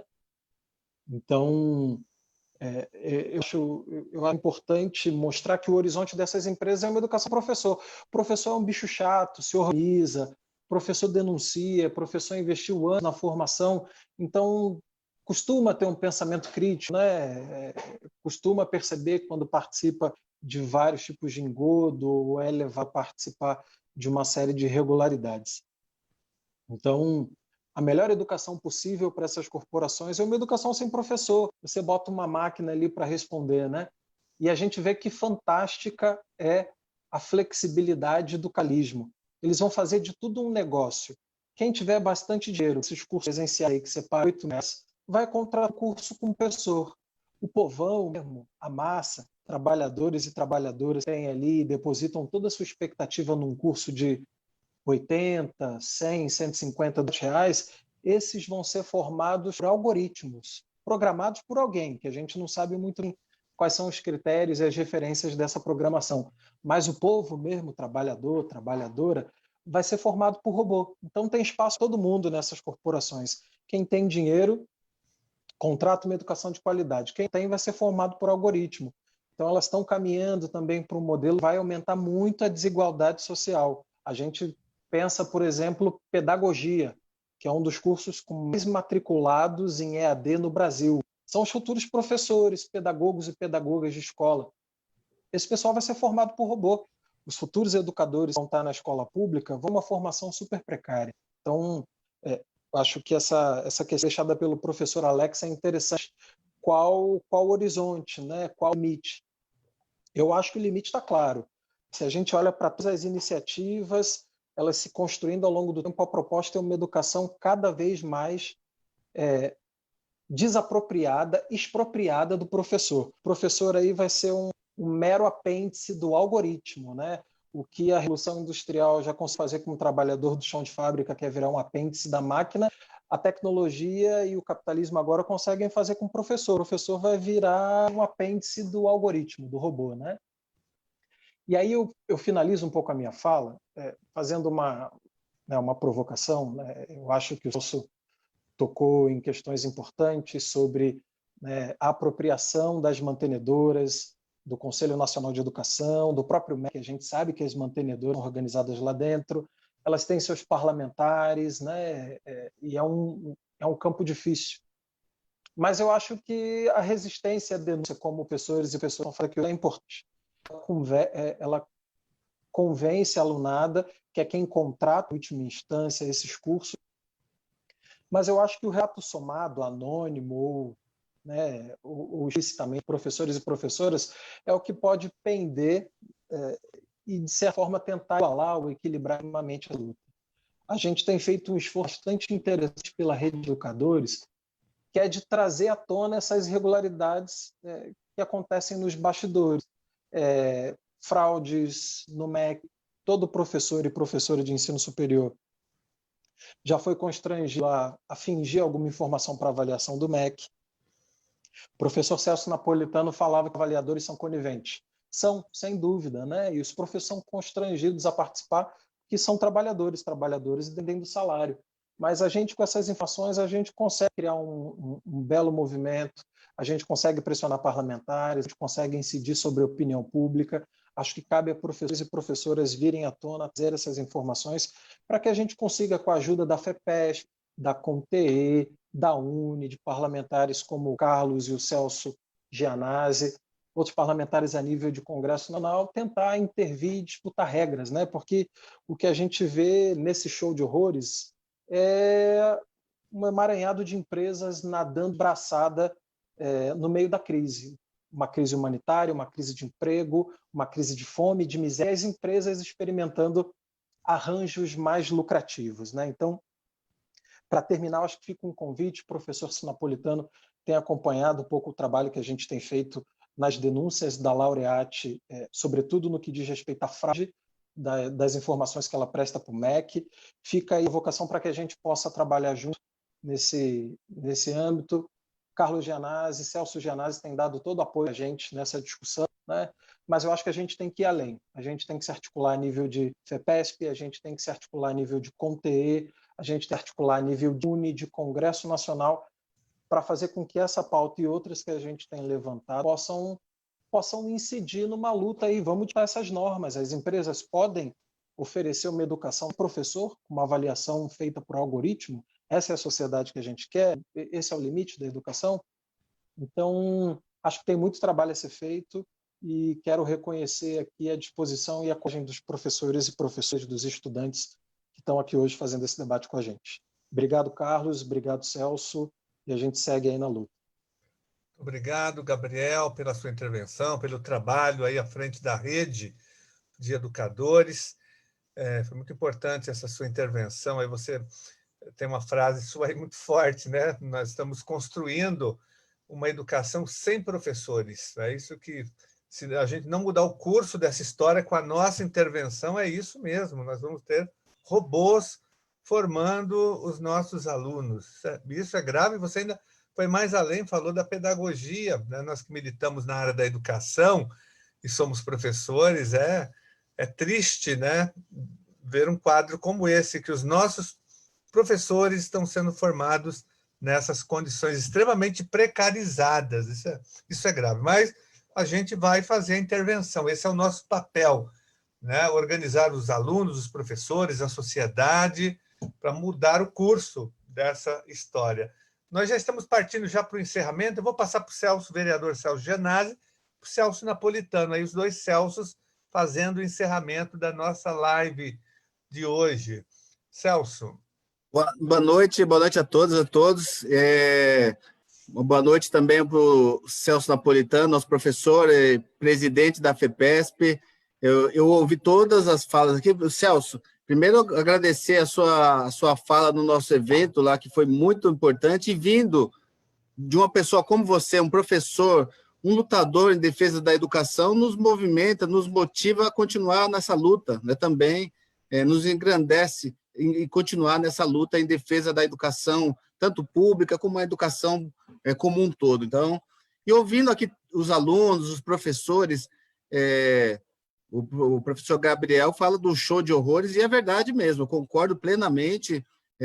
O que nós estamos vivendo aqui, nessa precarização das relações de trabalho, né, com impactos seríssimos, né, na qualidade, na formação, que é a formação super precária que estão tendo os nossos alunos, né, dessa exploração dos professores que precisam, existe uma relação trabalhista, eles precisam sobreviver, então, muitas das vezes, precisa se submeter ao salário indignante, né? É um salário indignante pago aos professores, que professores deveriam ser como no passado, né? Essa é a profissão mais importante que nós temos, a mais importante de todas, são dos professores que formam os advogados, médicos, enfermeiros, formam todos. Então, o professor tinha que ser valorizado, e nós estamos nesse processo da precarização. A reforma trabalhista do Temer veio, quando eles propagavam a reforma trabalhista, diziam que ia gerar empregos, ia melhorar a relação de trabalho. A médio e longo prazo, isso vai ser um horror para a relação de trabalho. Nós estamos assistindo aqui já na área da educação dos professores sendo explorados, né? Com salas, essa nacionalização também é um termo que eu estou aprendendo com vocês, nacionalização com 1.000 alunos, né? 1.000 alunos numa sala de aula, com professor ganhando, professor com doc, pós-doc, ganhando uma miséria, né, de salário desse.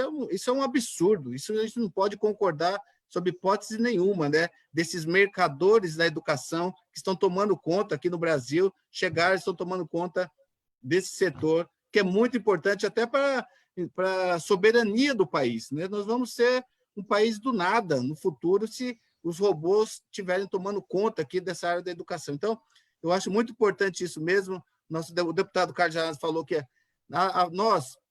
nosso trabalho de mobilização, de dar visibilidade a essa luta através dos parlamentos, tanto aqui na Câmara Municipal de São Paulo, a maior cidade da América Latina, a gente tem que colocar esse debate na Câmara Municipal, fazer uma intervenção lá, moção de repúdio a esses mercadores da educação aqui, na Assembleia Legislativa essa luta, no Congresso Nacional. É muito importante que a sociedade participe desse debate e veja para onde estão sendo levados, né, os nossos alunos, a formação dos nossos alunos, e futuramente esses alunos serão os profissionais do futuro, com o ensino precarizado, né, e pagam muito por isso, né? A Raquel, que também falou aqui, sim, estão pagando muito, estão recebendo quase nada, né? E os mercadores estão ganhando, é um dos setores que mais ganhou, continua ganhando, né, tendo lucro. É o banco e esse setor da educação que estão lucrando muito com a pandemia aqui no Brasil. Então, é um absurdo. Nós estamos na luta, colocando a Câmara Municipal também, vamos fazer moção de repúdio contra todos esses mercadores né, através da Comissão de Educação da Câmara Municipal, colocar a Câmara Municipal da maior cidade do Brasil nessa discussão, dando visibilidade. E também já parabenizo aqui, que eu acompanhei a reportagem na Globo do Celso Napolitano, do Gabriel, parabéns, da Raquel também, que já apareceu. Parabéns, é assim mesmo que a gente vai dando visibilidade, vai fortalecendo essa luta contra o desmonte da educação. Um abraço a todos e a todas. Obrigado, vereador Celso Gianazzi. Vou passar para encerrar nossa live de hoje para o Celso Napolitano, que é o nosso timoneiro aqui do Estado de São Paulo, presidente da FEPESP, diretor do Simpro, e tem nos representado de uma forma muito séria, né? Celso, para você terminar nossa live de hoje. Muito rapidamente, a professora Mariel colocou aqui no ensino médio, todo mundo ganha por reunião, e no ensino superior, não. O Sindicato dos Professores de São Paulo tem 18 mil sócios. 85% são do ensino básico. 15% são do ensino superior. Os professores do ensino superior não se organizam. Os professores do ensino superior não discutem a sua própria condição. Eu sou professor do ensino superior há 30 anos. E, ao que parece, os professores do ensino superior consideram que não são trabalhadores. Eles formam trabalhadores. E eles não se consideram como trabalhadores. Ao que parece, uma grande casta desses professores do ensino superior se consideram acima dos trabalhadores, e parece que a luta corporativa é uma luta não muito intelectualmente aceitável. Na verdade, é isso que acontece aqui na cidade de São Paulo e no estado de São Paulo. Esses números que eu estou trazendo para vocês não são somente da cidade de São Paulo, dos sindicatos professores de São Paulo. Há 25 sindicatos integrantes da FEPESP e os números são equivalentes. Há sindicatos com menos de 5% de professores do ensino superior sindicalizados. Portanto, para fazer frente a essa questão, inclusive ao que o nosso amigo Gabriel colocou, de uma luta contra todo esse estado de coisas, que eu repito para vocês, começou na Constituinte de 88, quando nós fomos derrotados pelos privatistas na questão do ensino privado. A primeira coisa a fazer é se organizar. A primeira coisa a fazer é participar das organizações. A professora da Unip colocou que a garantia semestral de salários é garantida por lei. Não tem lei que garante a garantia semestral de salários. A garantia semestral de salários é uma instituição do Estado de São Paulo. Ela foi conseguida via negociação da Convenção Coletiva de Trabalho no Estado de São Paulo. Plano de saúde e bolsa de estudo integral é do Estado de São Paulo. Nenhum estado do Brasil tem bolsa de estudo integral para até 2 dependentes. Nenhum estado do Brasil tem plano de saúde para professor do ensino superior. Quem garante isso é a Convenção Coletiva de Trabalho. A cada ano, nós somos ameaçados de perder esses direitos pela representação patronal. Diminuição, redução de carga horária, eu repito, é jurisprudência do TST. Em São Paulo, nós temos essa possibilidade do professor recusar a redução de carga horária. Se ele recusar a redução de carga horária, ele pode ser demitido. Mariel, no caso da Laureate, você não devia ter aceitado isso. Você tem estabilidade até novembro. Você seria indenizada até novembro dos seus salários, no nível anterior do salário. E teria a possibilidade de ter seguro-desemprego. É muito melhor do que ganhar 10% do salário dando aula para 120 pessoas. Isso só acontece pela Convenção Coletiva de Trabalho. Porque pelo TST, a Laureate podia chegar para você e dizer, ó, a partir de agora você tem uma aula por semana, se você não quiser, peça demissão. Então, há um conjunto de leis trabalhistas e educacionais que não significa só, Gabriel, a questão de um projeto educacional, é um projeto de país. que esses canalhas estão impingindo a gente. Não é um projeto educacional, é um projeto de país. Do neoliberalismo, pós-neoliberalismo, de toda essa falcatrua que a gente está vendo, desse autoritarismo todo, desse governo militarizado que está por aí. E nós temos que reagir a isso. O exemplo que a professora da Unip deu, que uma colega de 16 aulas por semana, passou para 2 aulas por mês, recuse. O salário-desemprego, o seguro-desemprego é mais do que isso. Como é que uma pessoa é coagida a aceitar uma redução nesse nível? Professor universitário. Não deve aceitar, lógico. E se você não aceitar, você terá os seus benefícios garantidos por lei e pela convenção coletiva. Nós temos, no Sindicato de São Paulo, um e-mail específico para cada instituição. Basta você escrever palaureat@simprosp, unip@simprosp, uninove@simprosp. Eu, pessoalmente, olho todas as dúvidas que a equipe de pessoas lá responde. Pessoalmente, eu acompanho todos os e-mails. No caso da Laureate, o Gabriel passou o meu telefone particular para um monte de gente e eu conversei e atendi um monte de pessoas, eu pessoalmente. Não existe um e-mail no Sindicato de São Paulo de queixa de professor da Unip. Eu chequei isso hoje. Então, os professores têm que denunciar o sindicato.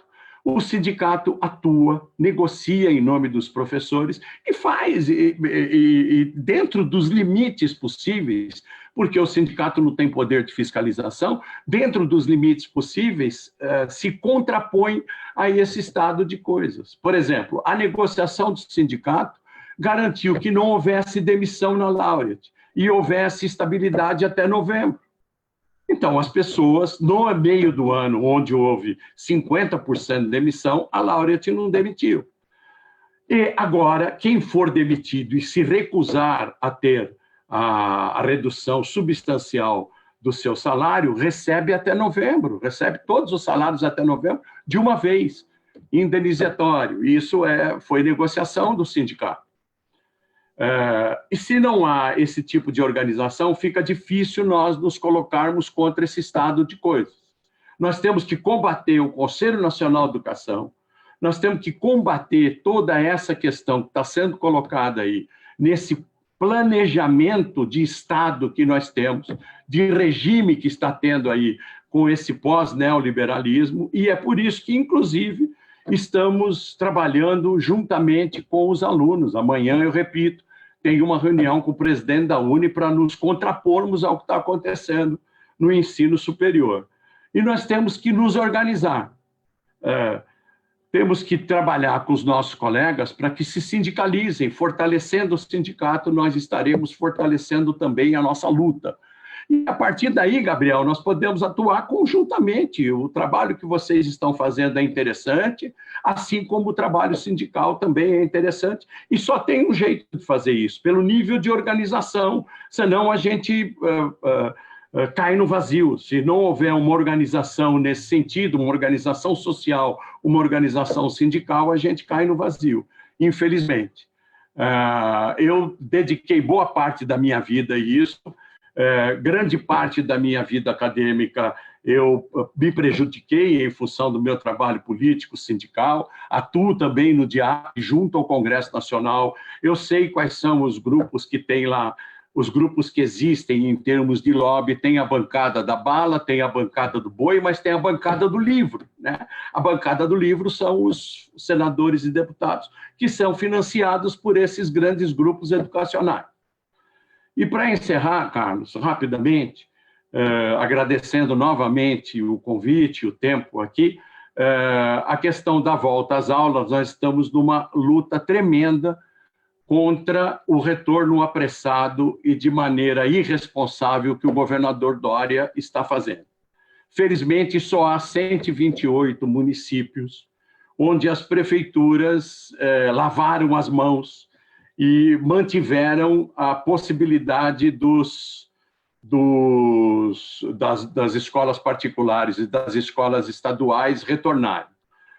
O vídeo que o Gianazzi publicou e postou foi muito importante. Os jornais deram conta de que grande parte dos professores e das famílias não foram às salas de aula. Eu acho que isso se deve também muito ao trabalho e à divulgação do Carlos Gianazzi, e com o apoio do Celso, com o apoio do pessoal todo. E hoje uma reportagem do Estado de São Paulo indica que as escolas estão prevendo que o aluno fique um dia por semana na escola presencial. Ora, até o final do ano ele vai comparecer a 6 encontros presenciais na escola, ou no máximo a 8 encontros presenciais. O que justifica esse retorno? Só há uma justificativa para isso, a cobrança de mensalidade, o que é um tremendo absurdo, né? Então, não há justificativa para o retorno às aulas. E agora eu acabei de receber aqui uma notícia do Rio de Janeiro, que um juiz do Rio de Janeiro decidiu, numa ação movida pelo Sindicato dos Professores do Rio de Janeiro, decidiu proibir o retorno às aulas até que condições de segurança hajam efetivas para que tanto professores quanto os alunos tenham tranquilidade e também um controle emocional, psicológico, etc., para retornar às aulas. Essa decisão é de agora à noite, que está sendo divulgada agora, inclusive, pelos jornais e pela internet. Estou à disposição, sempre estive, sempre estarei. O trabalho de vocês é muito importante. Como eu disse, o trabalho do Celso é da maior importância, tem que continuar mesmo, porque ele é uma pessoa do mais alto gabarito técnico e tem uma vontade de trabalhar imensa. E o Carlos vai continuar tocando seu trabalho aí, sim, porque ele é um dos portos seguros a quem nós sempre recorremos e sempre tivemos a possibilidade de atuação do seu mandato. Um grande abraço a todos e todas. Estou à disposição, o Vitor, o Carlos, o Celso, o Gabriel, todos eles têm os meus contatos e fiquem à vontade para se comunicarem comigo quando quiserem. Um grande abraço a vocês. Celso Napolitano, muito obrigado pela sua disposição, pelas suas intervenções. Eu quero agradecer a todos vocês que participaram, a Raquel, a Mariel, o Gabriel, o Felipe, o Alex, a Ana Luísa, a professora da Unip, o aluno da Unip, o Vitor Guerreiro, que ficou aqui pilotando o nosso aplicativo, o Felipe, o vereador Celso Gianazzi, e dizer que essa conversa foi muito importante, não só do ponto de vista da denúncia, né? Que vocês fizeram denúncias gravíssimas em relação ao que vem acontecendo no ensino superior privado, mas também ela foi muito pedagógica para que as pessoas entendessem. E dessa conversa, como está numa live, ela deu visibilidade para um assunto que muitas vezes, né, não aparece na imprensa. Vocês furaram o cerco aí na Globo, né, conseguiram um espaço importante, mas, em geral, esse debate não vai, né, para a grande imprensa, e a população, as pessoas não estão sabendo da gravidade da situação. Então, os relatos que vocês fizeram, as intervenções foram importantes. Essa conversa vai ficar gravada no YouTube, no nosso Facebook, enfim, nas redes sociais, e a gente vai divulgar mais, porque ela foi muito pedagógica. As pessoas têm que entender a real situação hoje do ensino privado no Brasil, sobretudo na área do ensino superior. Então, todos os relatos foram importantes e nós nos colocamos também à disposição, como sempre, a continuar lutando contra esse estado de coisas na educação, porque, né, educação não é mercadoria. Para nós, isso é um princípio básico. Então, contem com os nossos mandatos do Celso Gianazzi, do vereador Celso Gianazzi na Câmara Municipal, e o nosso na Assembleia Legislativa, como também ferramentas de luta e de intervenção nessa área. Muito obrigado pela participação de vocês. Boa noite e bom descanso. Boa noite. Obrigado às pessoas que acompanharam também aqui a nossa conversa de hoje. Um abraço para vocês. Boa noite. Boa noite, gente. Abraço.